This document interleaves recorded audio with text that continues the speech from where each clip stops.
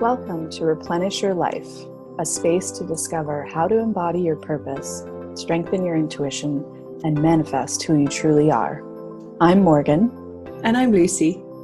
And we hope you're ready to embrace your divine design and replenish your life.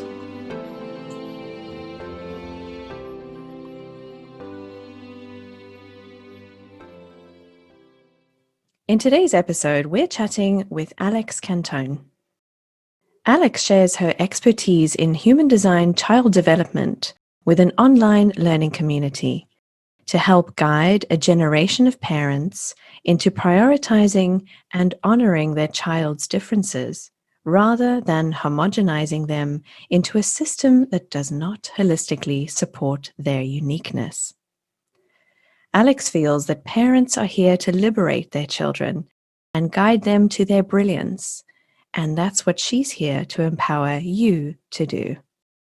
Hello, hi, and welcome, Alex. Thank you so much for being with us today. We're really excited to talk to you, and both Lucy and I follow you on Instagram, and we listen to all your Instagram stories and all the wisdom you share. And thank you. Thanks so much for being here. Well, thanks for having me. I'm so happy to be here. Awesome. So tell us a bit more about yourself and what you're working on right now. So my name is Alex, first and foremost. I think a lot of times we might start with saying things like, I'm a projector, I'm this, I'm that. And I'm reminding myself to start with what do you call me, right? Because I can get really caught up in like, this is what I am, this is what I am. But in this moment, what is consistent is I am Alex. I am a human design enthusiast. I'm an inclusive education advocate, a developmental specialist by profession, by trade. And by design, I am a 6'2" self-projected projector. So there's a lot of layers to me. And I think that the most important thing for people to know is that my sort of calling here and what I feel really true is to keep showing up in each moment and just speaking from that heart, speaking from that center, that inner knowing, because that's what my design as a self-projected projector is all about. So yeah, I'm just here to share myself in each moment, whatever might come up, even if I don't agree with it 5 minutes later. It's kind of like whatever comes up. And I hope to ignite the same thing in other people. Oh, it's amazing. Hi, Alex. It's so lovely to have that introduction. Thank you. So for somebody who is new to human design, how would you describe it to them?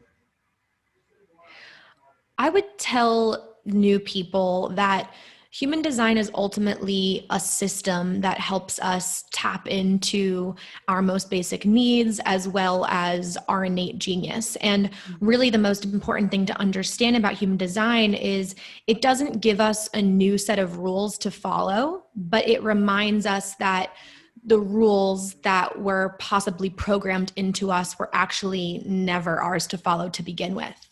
So it gives us complete and total permission and freedom to just show up, like I said, as ourselves in each moment without having to get wrapped up in what do I have to do to get there or to be this or to do that. And it's really just an alignment tool that helps you focus on what you're meant to do. Again, I'm going to repeat myself just moment to moment to be sure that you're always living from that aligned and centered place.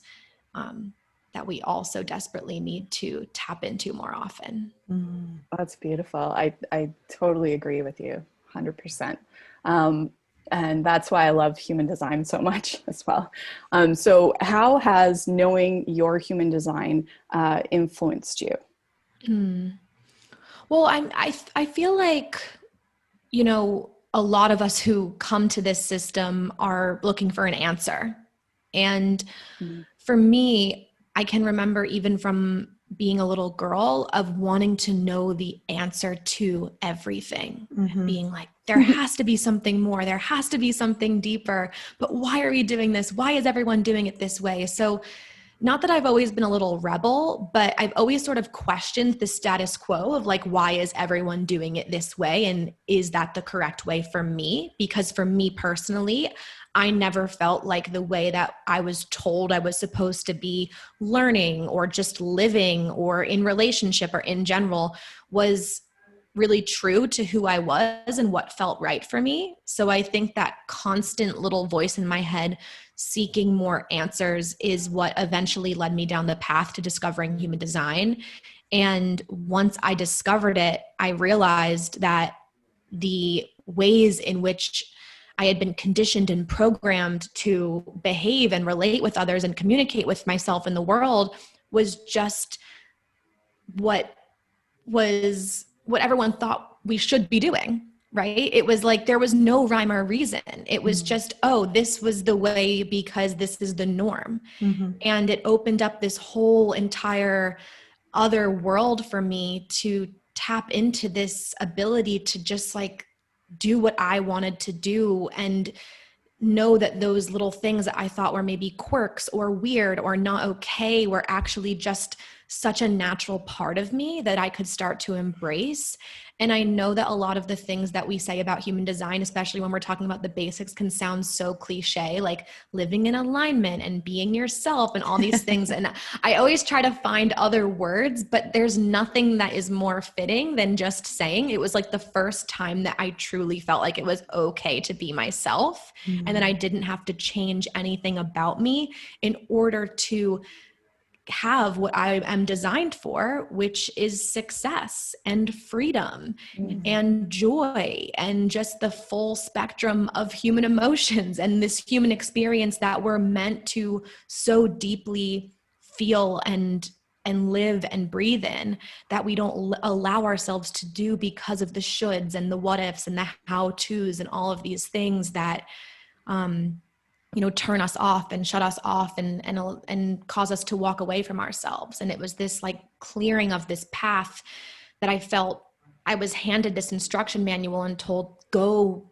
create your own path, create your own way, do it your way, and just sit back and relax and watch the magic unfold as you allow yourself to do that. Just the ultimate permission slip. Oh my God, it's amazing. And I feel everything in my body going, yes, when you say that, because as a generator type, I'm obviously responding to what you're saying. And it's something that I've experienced as well. And, the thing that you were saying about the ultimate permission slip, I feel like when I discovered human design and I really started living my design and that, experimenting with that, I was like, I was able to look at myself and go, I remember you. There you are. So, Alex, in your bio on Instagram, you mentioned that you focus on reframing your role as a parent through the lens of human design. And we want to ask you, how has knowing your human design, first of all, helped you to reparent yourself? Yeah, that what you said about kind of like unlocking those little parts of you and hearing those younger parts go, yes, we can come out, we can play. I think that's exactly what it is that over time, because we're such intelligent human beings, as things come into our awareness or we experience challenges or roadblocks or, any conditioning forces like parents and the school system, whatever it may be that we were kind of pushed into that told us at one point and another that it wasn't okay to express that part of ourselves, there was this highly intelligent piece of us that went, oh, okay, better cover up, better hide that, better protect myself. And that part is so smart and so helpful. And I thank that part of me, but also it can be the demise of us. It could be the inner critic. It could be that one who protects us to a fault and says, well, you're not allowed to express that part of yourself, so it's not okay. So what human design has really allowed me to do is re-meet and reconnect with what I call that sort of like the middleman. It's like the person in between who I am outwardly and then those little inner children parts of me that are so desperately asking to come out. And it's being able to sort of knock on the door of that middle person, that protector, and go, it's okay that we can all meet and we can all really merge together and dance together. So it's allowed me to bridge the gap between who I am right now in this moment and who those younger parts of me are and what those younger parts of me need in order to feel protected, so they can eliminate the middleman and we could all just like hang out together.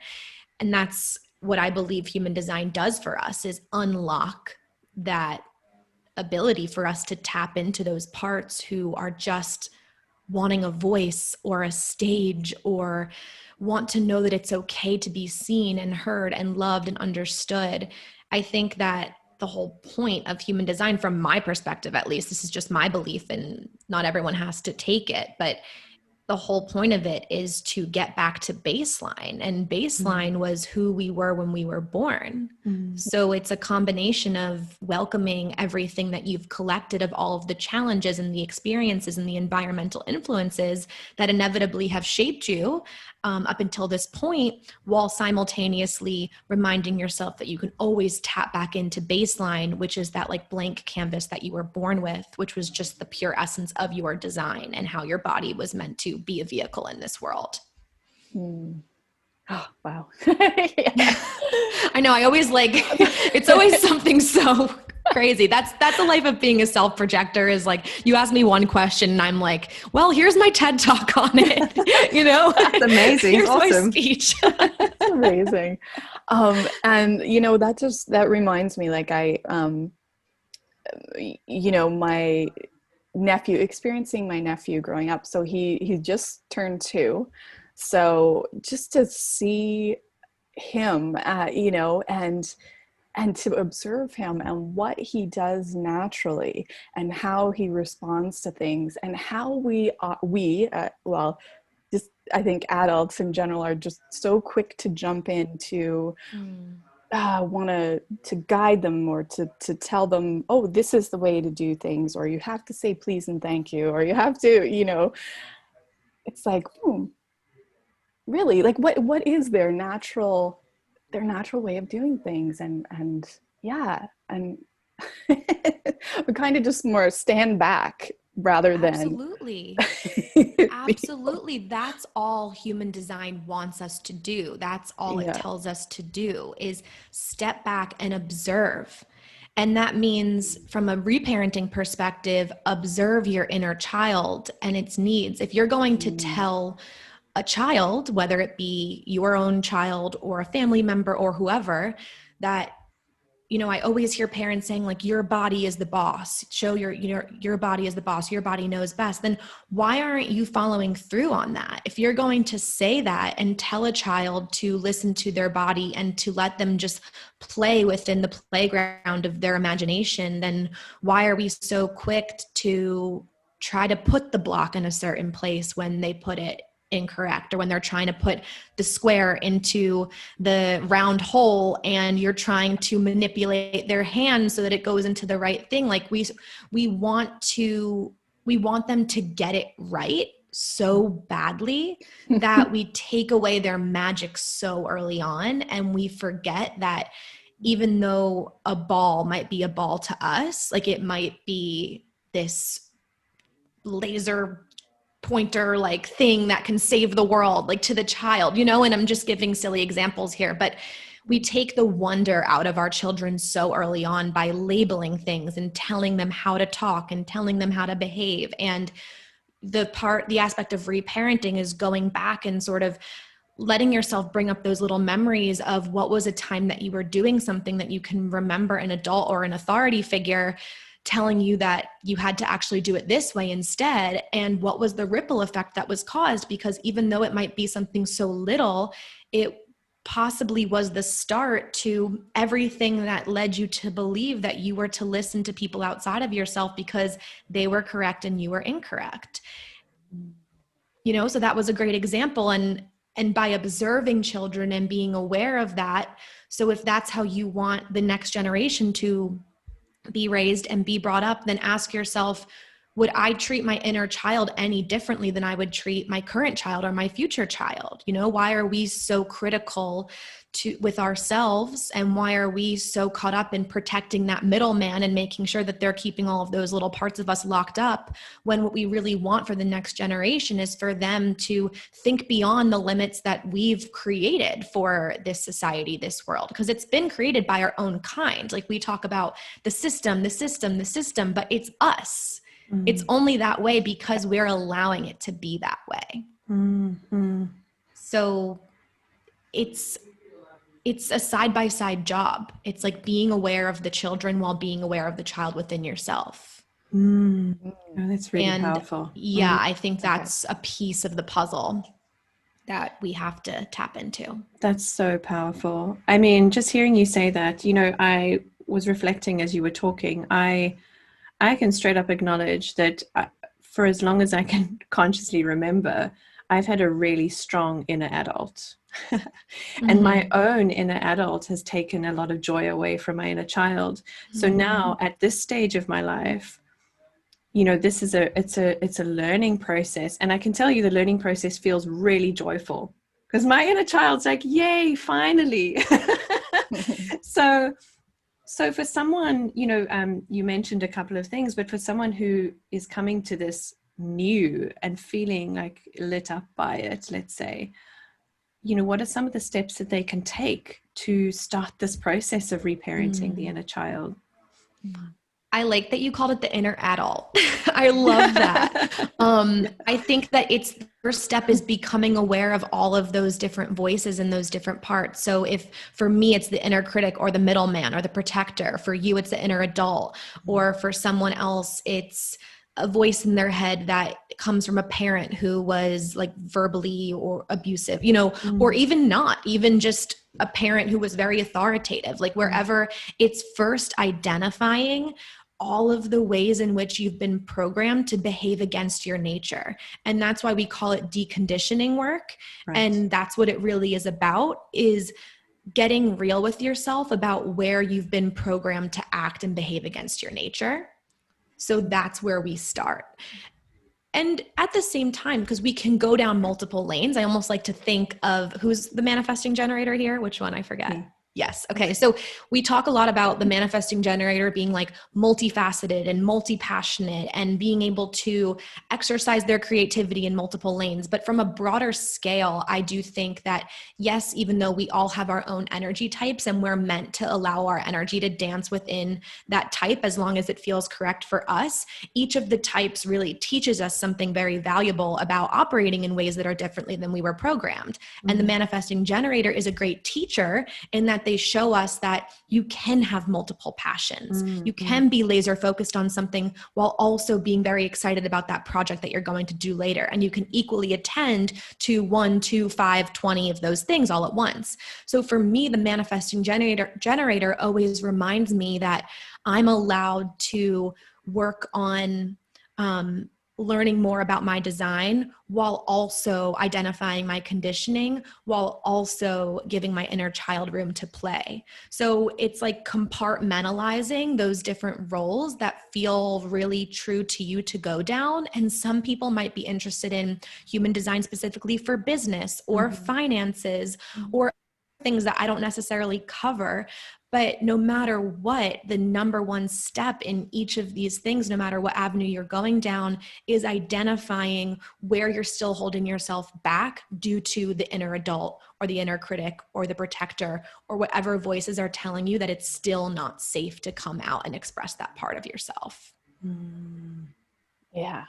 Wow. And so the thing is, I have found personally that the deconditioning process and, well, just conditioning in general is pretty strong within me. And I would imagine many people find that similar, that the conditioning, like, so what would be your approach to dealing with conditioning for people to look at that and, you know, to first identify, you know, what is conditioned versus, you know, right.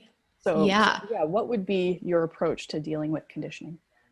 Well, yeah, I guess the first thing is knowing according to human design, what does human design tell you about how you're meant to operate? So if you know you're a generator, and then what are your, do you know your profile lines, your authority? Oh, me? Yeah, Yeah. just wondering. 6'2". Yeah. Okay, so you're 6'2", me too. And And then emotional. okay, so on just the most basic level, you're a 6'2" emotional generator. Now, my first thing would be, okay, now why don't you dig deeper into that? Like, let's talk about your emotional authority and making decisions. And was there a time when, if you know that as an emotional authority being, that you are meant to really wait and allow yourself to ride out that wave, and, you know, to really cultivate this inner silence to allow yourself to move through these waves so that you can come to somewhat of a clarity to take action. Look back in your life and ask yourself, were there times when I was pressured to make a decision in the moment? Or do I feel like I need to know right now? Does it make me feel inferior when I don't have the answer right away? Like, you can start to learn these things about yourself. And then for me, it's always less about, okay, how do I go ask that person, like to seeking the answers or DMing the expert, and just letting yourself sit with the information that you just learned and really let it recalibrate in your system and absorb it and see what questions come up. So you go, I just learned about this emotional authority. Like, okay, if these are all the ways that are correct for me, how have I been trained or conditioned to operate incorrectly? And then just going through that work, and whether it's journaling or however you process, maybe it's not even talking it out. Maybe it's just going for a walk, you know, however you process, it's giving yourself time to let that information recalibrate in your system, because deconditioning doesn't just come from learning more. It doesn't just come from doing work. It comes from giving yourself time to experiment in a new way. So the first step is definitely the awareness. And then the second step is actually the experimentation process, where you put it into practice and you ask yourself, am I right now willing to trust that when a big decision does come on my plate, that I can table it and say, I need time? And can I empower myself by tuning into my design? And if the answer is no, and you're not ready, then you want to dig a little bit deeper and ask yourself, what fear or limiting belief is holding me back from believing that when I step into my role, that I won't be rewarded for what I'm designed for? So everyone's deconditioning process is going to look so different. And it's just a matter of really being in conversation with yourself. And perhaps that's what's true for me, because I have this talking authority where I need to constantly be verbally processing over and over and over again to like rewire my system. But it's just about learning your specific way of becoming aware of, experimenting with, and observing. And then, of course, finding someone whose teachings you resonate with, because not everyone's approach to human design or anything is going to resonate. So it's just like figuring out all the little puzzle pieces that make you feel safe and at home in your own body, and trusting yourself that the more we lean into this, the more we experiment with this, the more ease and whatever else you want to cultivate in your life is going to be able to be possible for you. I don't know if that's practical enough of an answer, but yeah, I guess in short, awareness, digging, practice, experimenting. That's amazing. It really, I mean, that really resonates on all levels. And as you know, I had like a penny drop moment that I would love to share with you as you were talking.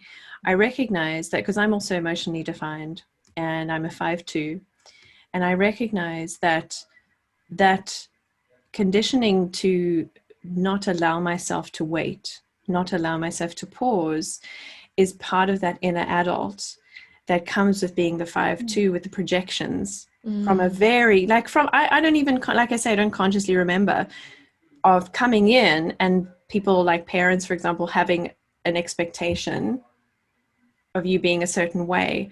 And so that's, I mean, it's so fascinating, and it's such a complex puzzle to kind of untangle, but it feels so right in terms of what you said. Right. Thank you. Right. Yeah, because everyone's conditioning is truly going to be so different, you know? Yeah. For me, I'm a projector who was born into a household with a manifestor dad, an emotional manifestor dad, and an emotional generator mom, and then I'm emotionally undefined. So for me, actually, my greatest conditioning and the thing that I'm working on in this season of life is my emotions and my solar plexus, because you have two parents who are defined.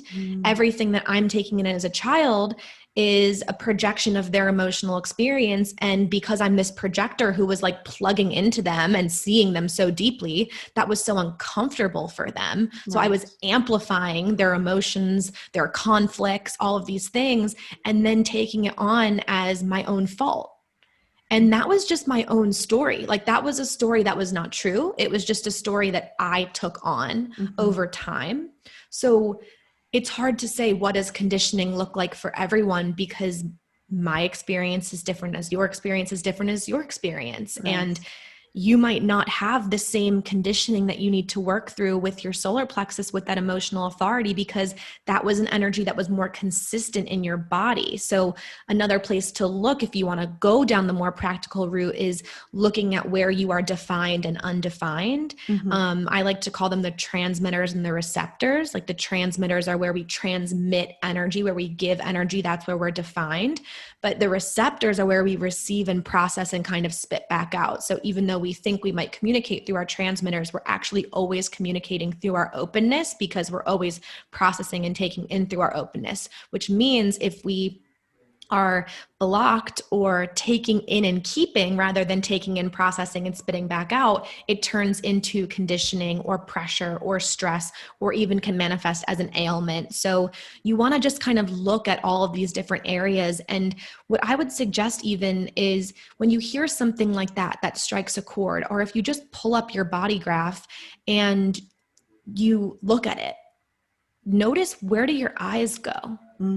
You know, where are you drawn to? Because there's no right or wrong way to approach this. Again, if we say that there's a certain approach to conditioning, that's just putting another set of rules on someone that is not theirs to have. So see where your eyes go, or like sit down and start coloring your chart. There's ways to activate these knowings within you without having to go seeking and searching for the answers from the expert or the training or this or that. I love that. That's such a great idea, to color in the chart and to really get to know it. And that's how I feel. Yeah. And observe it and sort of study it in a sense of like, yeah, seeing what comes out, what information Yeah, wants like to come out. become one with it, because it is Yeah. you, it was imprinted into you, and it looks like this thing that's outside of us, but really it's just our energetic blueprint. So you might think that you don't know about it unless you learn about it. But who's to tell you that you don't have the ability to tap into your own design and channel through your own wisdom? Mm-hmm. You know, Nice. you don't need the books or the experts or the people. You are your design. You can channel your design. You can learn more about your design and speak more about your design than anyone else can, because they're not you. Amazing. Yeah. Yeah. So can I wanted to go back to like emotions and emotional definition. So I want to, well, so I've noticed with a lot of sort of friends and family that have emotional definition that, or emotional authority, that they don't really like to go near the lows of the wave. Have you observed that with people? And I mean, I guess your process will be a little different, but have you observed that with other emotional authority? Yeah, absolutely. I think that because we're sort of, again, trained, conditioned, whatever you want to call it, to chase the highs. And because we've been made to falsely believe that the whole point of life is to experience happiness and joy and bliss. And like, as long as we do everything that we're supposed to be doing, we're going to be happy. But there's nothing in your human design that tells you that you're meant to be happy. Like, you're not designed to be happy all the time, and it's a false belief to think that even just aligning to this system is going to mean you're going to always be happy and only experience the higher vibration, good slash not bad emotions. And I think because a lot of times as we're being brought up, and something I noticed as a teacher is I've been a teacher in many different settings, but the most intriguing to me is the preschool age, because there's all of this teaching around like, you're happy, yay, good. Oh, you're sad, let's make you feel better. Why are we trying to make people feel better when they're sad? It's programming kids very early on that when you're low, you have to do anything you can to get higher and higher and higher. So it's like, don't drop down there, because you're going to have to try to do whatever you can to climb back up. And I think that's exactly where that comes from, is when people who have emotional authority, who are so capable of experiencing this amazing low where there's this depth and creativity and activation of this like dark, deep part of you that can be driven by something so almost like, I just want to say like dark, because it's like there's this darkness, because even though I'm not emotionally defined, what I have is this ability to tap into the full spectrum of the emotional system. So I also have this activation in the chart, which I won't go into, but it allows me, it's the theme of it is all about really expressing and feeling emotions on a very deep level. So I have this ability to tap into really what it's meant to feel like. And I'll say that the best things that I ever produce come from the other end of like that deep, dark moment where you're just like, everything sucks and, this and that. And we're so afraid of just expressing that darkness and that depth, because we were taught so early on to climb the ladder and get to the happy feelings and the unicorns and the rainbows and the puppies and all of these things. And I think that we don't let ourselves go low enough because we're always chasing the high. So yeah, I mean, we have such a long way to go when it comes to emotional intelligence and emotional regulation as a collective. But I think that these types of conversations, even though we might not have the answers, are the things that are allowing us to open ourselves up to really experiencing and expressing without having to say, oh, I'm in a low, like, this is really bad. I'm in a bad mood. Don't think that your emotional lows mean that you're in a bad mood or that something is wrong or that you need to fix it. Like, be in your low and be in your low and let yourself be in it. And as two people who are emotional authorities, you can sort of feel sometimes because you don't have control over where it kind of, and again, I don't know because I don't have an emotional authority, but I can imagine that sometimes you just wake up and you're like, ugh, sucks, Yeah. Like who woke up on the wrong side of the bed kind of thing. Like, ugh, like I'm just not in a good, whatever. Yeah. And instead of going, okay, well, I know that I have this toolbox of all of these things that I can do to like get myself higher and lift my spirits. What if you just let yourself be super like gross and low and all like, yes, weird, and just let yourself create.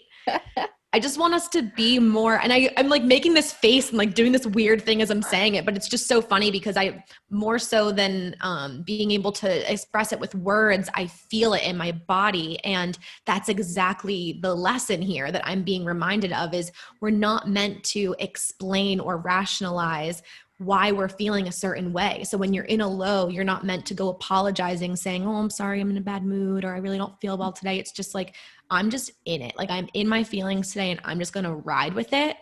And knowing that in a couple days or a couple hours, you'll come out of it, but it's not something to go, oh, I don't want to be down there again. Because the more you embrace this roller coaster, the deeper you'll be able to drop in when you're there and ask yourself, what wisdom do I have to take with me as I'm in this low and really observing myself down here in these feelings? But, again, I think collectively we don't have a lot of experience here because we've been taught to stop crying, or if you're like me, I was told to go to my room if I was crying. Like, there was this non-allowance to have emotions, and to be sensitive was considered a weakness. And I even noticed conversations with friends or whoever, they go, oh, they were being so strong in that moment. And I think, is being strong really holding in your emotions when you feel like screaming? It's not. I think that strong and brave is letting the scream out, no matter who you're around and what you're doing, at the expense of other people being uncomfortable by your expression of the emotions. I think that is strong and that is brave. Strong isn't holding it all together.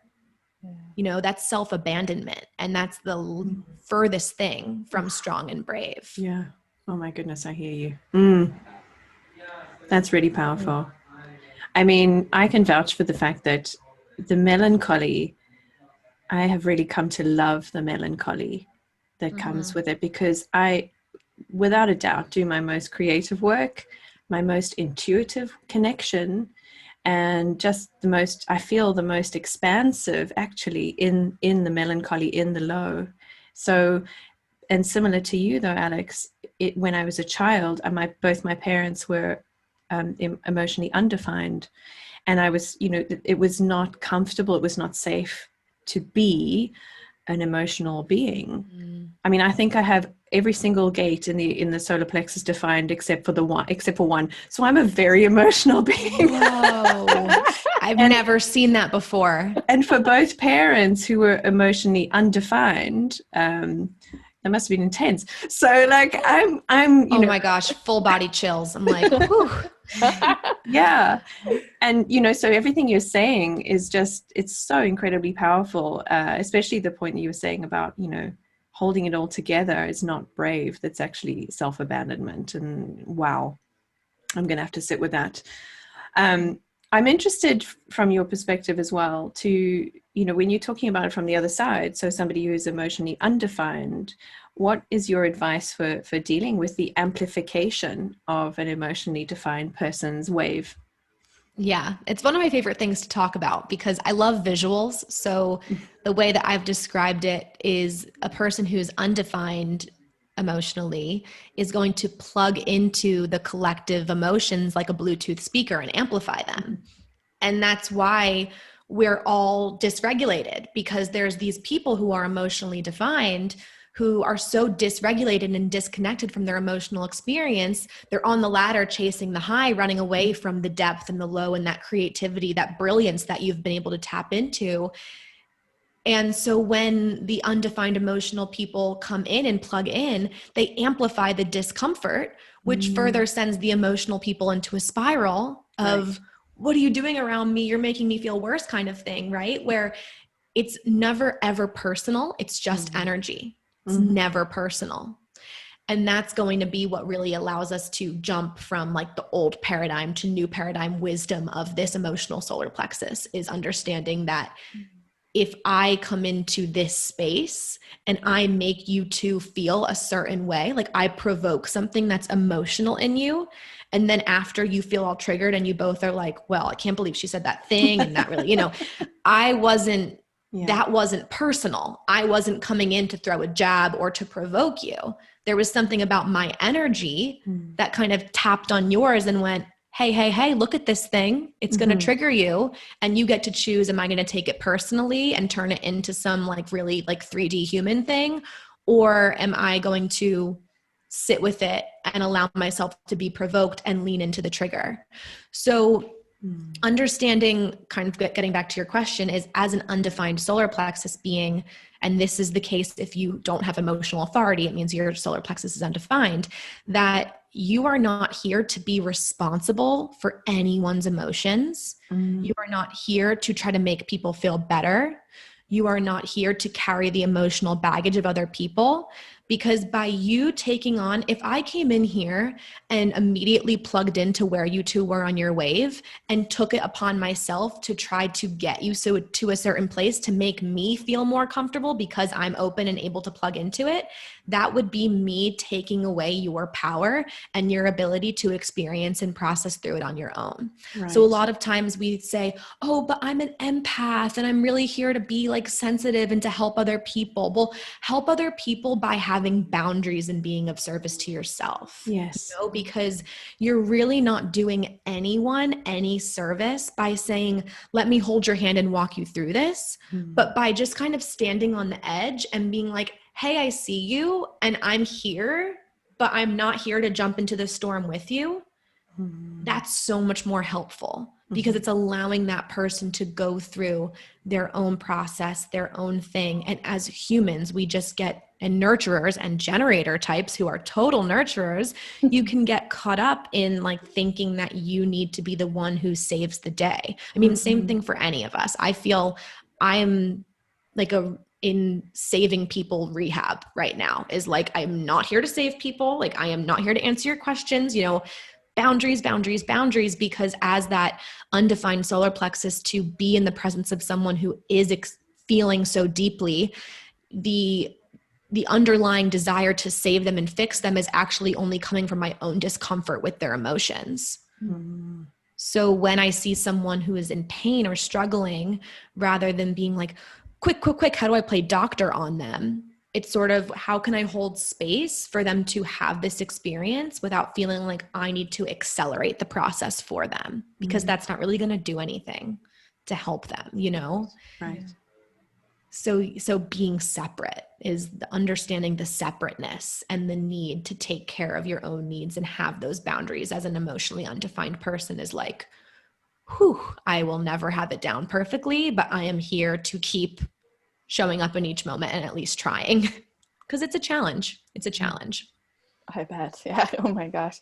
And so like, as I'm listening to you, it's almost like, I feel like even just knowing this piece of human design, you know, and how to manage that, whether you're emotionally defined or undefined, that one piece, I feel like that can be huge in relationships and how we deal with one another. And I mean, do you think that's kind of really like one of the key aspects of human design that can really help us to get along better, maybe, as you know?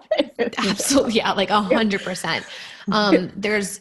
I sort of have in my brain a hierarchy of aspects that I've created when it comes to just my own work. And this is purely based on what I've observed with clients and just this community in general, is that we are always going to look, for me, what believe to be the most conditioned aspects in the parenting dynamic, which is emotional, solar plexus, and food and nutrition.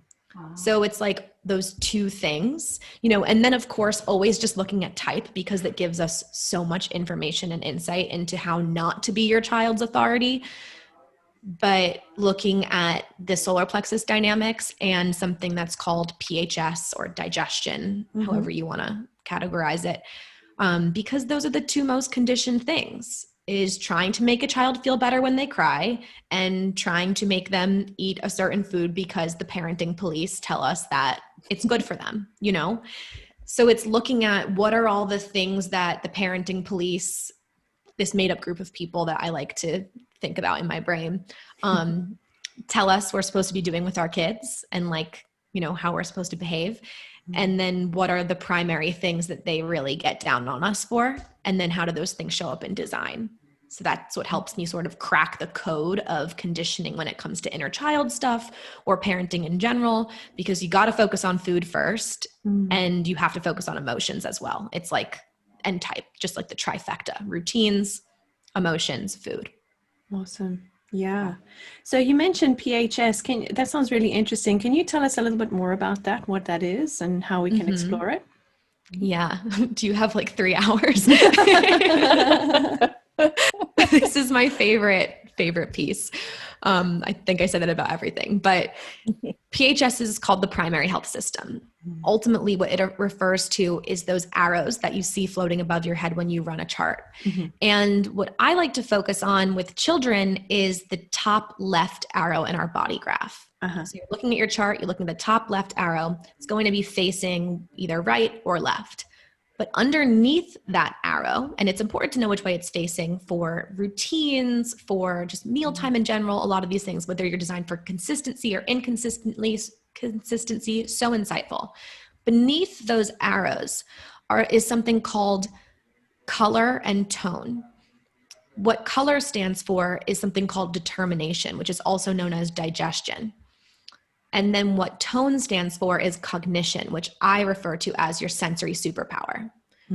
So if you are able to zone in on this little tiny aspect of your design, this is sort of, human design tells us that we're meant to follow this sort of timeline. And between 0 and 30, which is what we consider the childhood years, we're meant to really be focusing on this arrow, which is your PHS, your primary health system. How is your body designed to take in informational nourishment through food, through learning, through your environment, etc. And each determination, each digestive system tells us that we're all designed to take in different types and levels and kinds of informational nourishment, which is a lot less actually about how we're meant, what we're meant to be eating, and a lot more about the conditions and the circumstances in which we're meant to eat.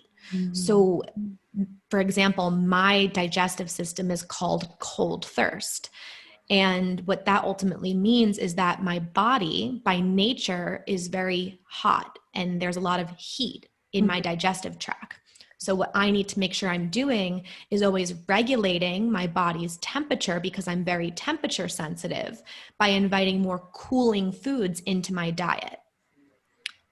As well as, because you hear the word thirst, this means that I have a natural thirst for knowledge. So you think about informational nourishment. I need to constantly be nourishing my body with new experiences. And that's the way that I choose to look at it, which is on a much deeper level than a lot of us look at it, which is just like, well, how does this lay out? You know, how does this determine my diet? And it's just so much more about tuning into the way in which your body is designed to be nurtured. And the changes that I've experienced is unreal about being able to tap into that part of me. Because again, like I said, one of the biggest conditioning forces as children is around food. The first thing that we do is a spoon is shoved into a baby's mouth, and you know how the food comes out and drips down their chin, and we go and pick it up and put it back in. That kid's body was telling them they didn't want that food, right? That the conditions and the circumstances were incorrect for them while they were being given that food. It might not mean that they don't like sweet potatoes or bananas, but what it might mean is that the way that we were giving it to them was incorrect. So very early on, as infants, our children are telling us that, like, red flag, hello, this isn't right. And that's why I love this piece, because if you can start to attune and align with this piece in like the breastfeeding stage, then just honoring your child's body and their intuition and what they really need and desire, and just honoring the conditions and circumstances for which they require that information is going to enhance their ability to, for cognitive functioning. Like, it's all connected to the brain. Right. The potential for them to function at a higher cognitive level will be present if we allow their body to be nourished correctly. So it's so much bigger than just live in alignment, find your purpose. It's like, let your body actually regulate it the way it's meant to. This is about our health. This is about our ability to regulate our nervous system, our immune system, everything. And it's such a major piece. Do you two know your digestive systems? Oh, yes. Well, mine's indirect light. Okay. Yeah. And I think mine is consecutive. Okay. Yeah. So have either of you experimented with or like learned about, and I would love to know what your takeaways are from it, because everyone's so different. And especially as adults, it can be, especially like consecutive. That's one that people are usually like, well, how am I supposed to do that? Yeah. For me, it was so interesting learning about that, because it's also about taking in information. So that arrow is pointing to the left for me.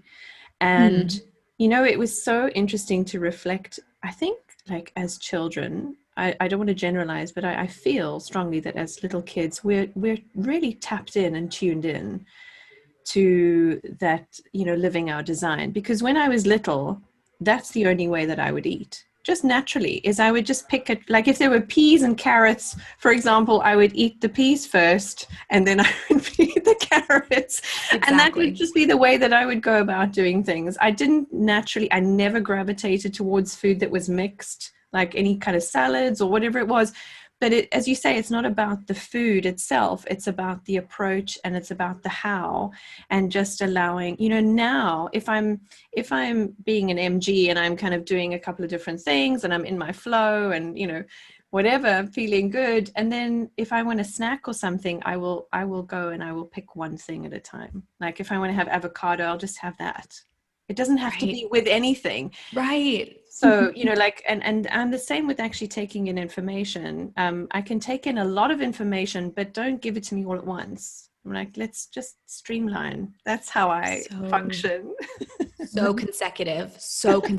And how amazing to know that that's a flavor of your design as a manifesting generator, because you might learn about the manifesting generator type, which is like just the very tip of everything, and go multiple things at once. Like I'm not a multitasker. And then you learn that you have that left arrow with consecutive appetite, and you go, oh, I can have multiple things, but I'm meant to be zone in one thing at a time. And you might have to finish that one thing before moving to the next. But it's all about you finding your flow, right? Because there's a heap of other chart aspects that might tell you otherwise, but definitely the consecutive thing is such an eye opener. And like you said, children know their bodies best.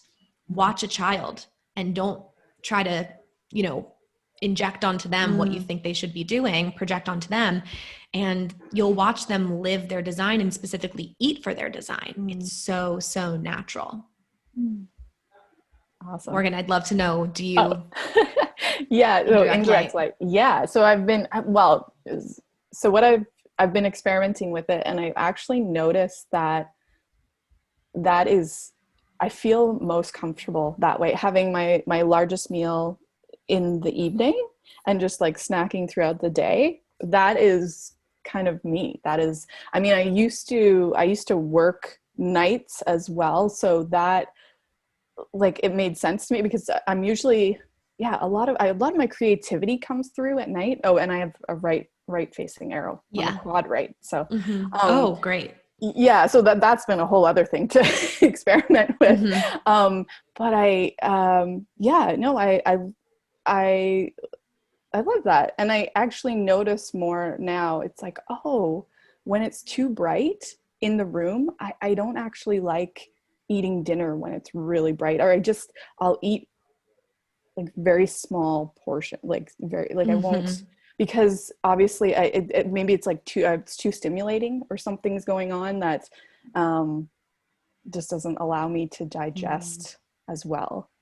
Yeah. Well, what I think is so funny is like, even your background right now, you have all this shade. Like it's so indirect light. You're just like filled with this shade. You're in this little like jungle, and it's a divider and it looks beautiful, but it's so funny. It's one of the first things I noticed was, wow, like I wonder if she's caves environment or if I am caves. Oh my gosh, that's so great.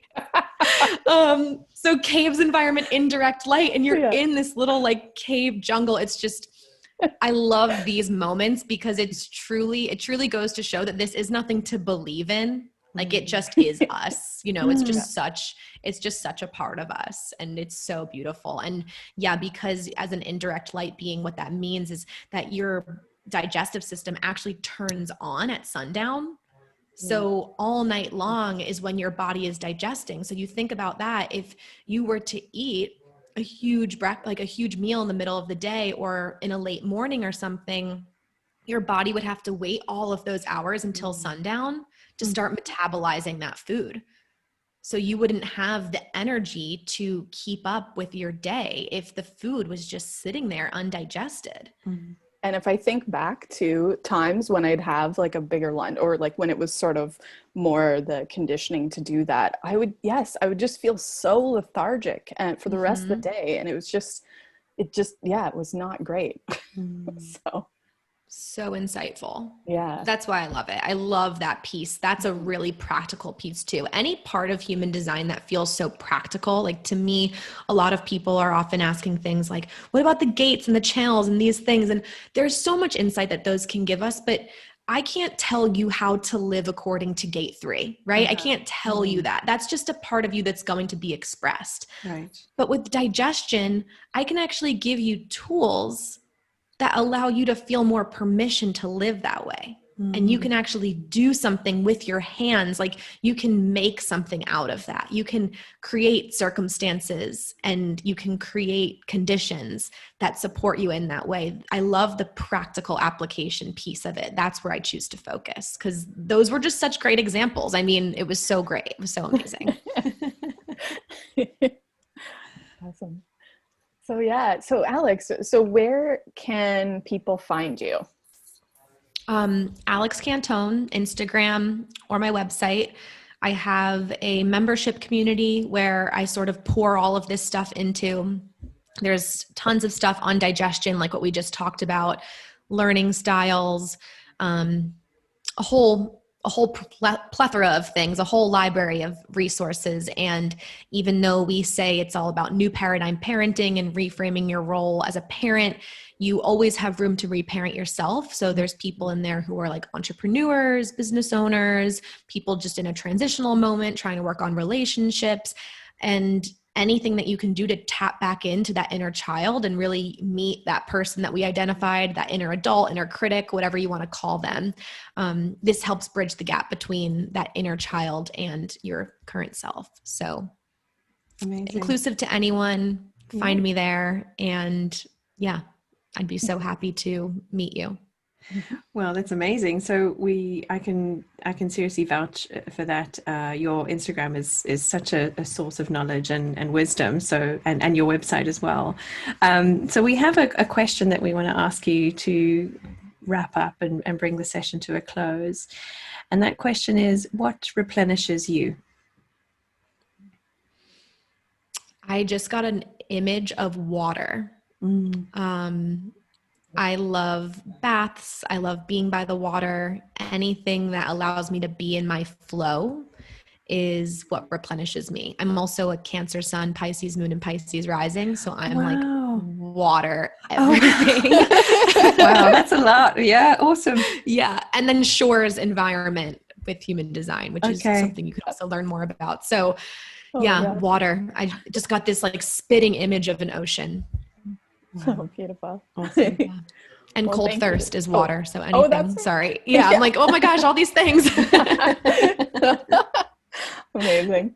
So thank you so much, Alex, for being with us today. And thank you for all that juicy conversation and insights. And thank you so much for joining us. Thank you. Really Thank you for having me. So much fun. If you'd like to learn more about Alex Cantone, you can go to alexcantone.com and follow her on Instagram at Alex Cantone. For complete episode show notes and all of the links mentioned throughout this episode, check out replenishyourlife.budsprout.com. For more information on classes, meditations, and community events to help you replenish your life, and to sign up to receive bi-monthly transformational content, check out bit.ly/replenishing life. You can also find us by searching for Replenishing Life Project on Instagram, Facebook, and YouTube. If you enjoyed this episode, please subscribe and leave a review for the Replenish Your Life podcast. In our next episode, we're talking to Jordan Cardarelli all about what the gene keys are and how they actually work, how you can use the gene keys to balance your chakras, and how to clear limiting beliefs that are holding you back.